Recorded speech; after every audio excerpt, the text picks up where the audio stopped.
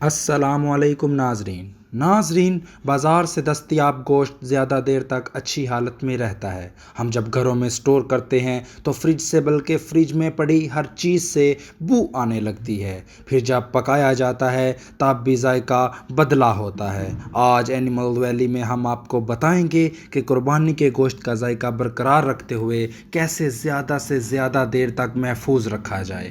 سب سے پہلے تو جانور کو ذبح کرنے سے شروع کرتے ہیں۔ اگر آپ کا قربانی کا گوشت مزیدار نہیں پکتا یا اس کا ذائقہ بدلا ہوا ہے تو جناب عالی، اس کا قصوروار آپ کا کسائی ہے۔ اس نے ذبح درست نہیں کیا یا گوشت کو ہوا نہیں لگنے دی، کچھ دیر لٹکا کر ہوا نہیں لگوائی۔ ذبح میں جانور کی گردن کا منکا کبھی نہ توڑنے دیں، بلکہ تو ساری رگیں سامنے کٹوائیں۔ خون کا بہاؤ بتا دے گا کہ ذبح درست ہوا ہے یا نہیں۔ بہت سارا خون نکلے گا، پھر پانی کے پائپ سے جانور پہ کبھی پانی نہ ڈالیں کہ جانور ٹھنڈا جلدی ہو جائے گا، سارا خون خارج نہیں ہوگا۔ اس طرح کسائی کی جلدی میں جانور حرام ہو جاتا ہے۔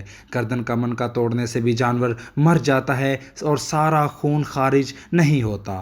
گردن موڑ کر اس کا منکا توڑنا اسے تکلیف در تکلیف میں مبتلا کر دیتا ہے، بلکہ چاہیے کہ جانور کو ذبح کرنے کے بعد اس کا تمام خون نکل جائے، پھر ٹھنڈا ہو کر بے حس و حرکت ہو جانے تک اس کی کھال اتارنے میں جلدی نہ کی جائے۔ جبکہ حرام مغز کاٹ دینے سے جسم دم مفسوس سے پوری طرح پاک نہیں ہوتا، کیونکہ حرام مغز کے ذریعے دماغ اور جسم کا رابطہ قائم رہنا چاہیے اور اس کے ذریعے بہنے والے خون کی نجاست سے جسم پاک ہو جاتا ہے۔ اس سلسلے میں علماء کا موقف یہ ہے کہ ذبح کے وقت درج ذیل رگیں کاٹی جائیں۔ نمبر 1، حلقوم۔ اس سے مراد سانس کی رگ ہے، اس کے کاٹنے سے سانس لینے کا سلسلہ ختم ہو جاتا ہے۔ نمبر 2، مری، کھانے پینے کی نالی۔ اس کے ذریعے چارہ اور پانی وغیرہ معدے میں جاتا ہے، اس کے کاٹنے سے کوئی غذا وغیرہ معدے میں نہیں جا سکتی، اسے بھی کاٹنا چاہیے۔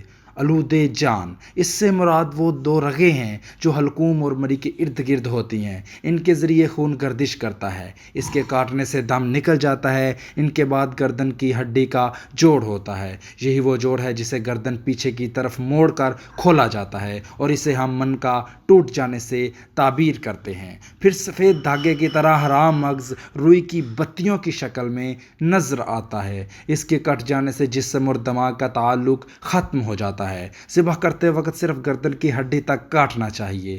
حرام مغز کو کاٹنا ذبح کے اصولوں کے خلاف ہے۔ چنانچہ امام بخاری رحمہ اللہ نے اپنی صحیح میں ایک عنوان نحر اور ذبح کا بیان قائم کیا ہے۔ انہوں نے اس کے تحت سیدنا عبداللہ بن عمر رضی اللہ عنہ کے متعلق لکھا ہے کہ وہ حرام مغز کاٹنے سے منع فرماتے تھے کہ جانوروں کو اس کی گردن کی ہڈی تک کاٹ کر چھوڑ دیا جائے تاکہ وہ ختم ہو جائے۔ امام بخاری رحمہ اللہ نے سیدنا عطا بن ابی رباح رحمہ اللہ کے حوالے سے لکھا ہے کہ ذبح کرتے وقت جانوروں کی رگیں کاٹنا ہوتی ہیں اور میں ان کے ساتھ حرام مغز کو کاٹنا اچھا خیال نہیں کرتا۔ جب جانور مکمل ٹھنڈا ہو جائے اور سانس باقی نہ رہے تب مٹکے کی ہڈی کو کھولنا چاہیے اور سر جسم سے جدا کرنا چاہیے۔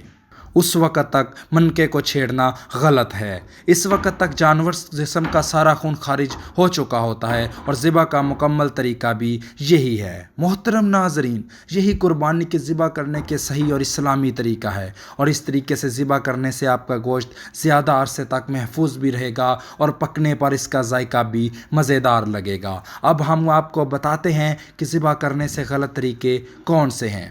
کچھ موسمی کسائی جناب والا اپنے ہاتھ میں موجود چھری کی نوک کو تکبیر کے فوری بعد حرام مغز میں چبو کر جانور کو بے حس و حرکت کر دیتے ہیں، وہ درست طریقہ نہیں ہے۔ کچھ تکبیر پھیرنے کے ساتھ ہی گھٹنا گردن کے پیچھے رکھ کر سر کھینچ کر منکا توڑ دیتے ہیں، یہ اصول بھی ذبح کے اصولوں کے خلاف ہے۔ جانور کا مکمل خون خارج نہ ہو تو جھٹکے والے مردار جانور اور اس جانور کے گوشت کی بو اور ذائقہ ایک جیسا لگے گا، پکاتے ہوئے بھی مردار جیسی بو دے گا، باوجود کہ اللہ کا نام لے کر ذبح کیا گیا جانور ہوگا۔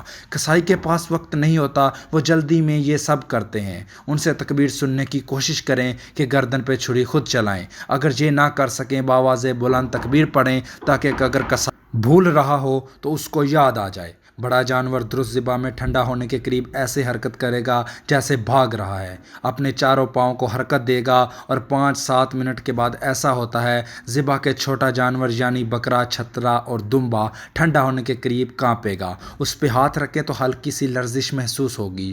یہ دونوں عمل ہمیشہ ہونا ضروری نہیں، لیکن ایسا ہو تو سمجھیں کہ درست ذبح ہو گیا، الحمدللہ۔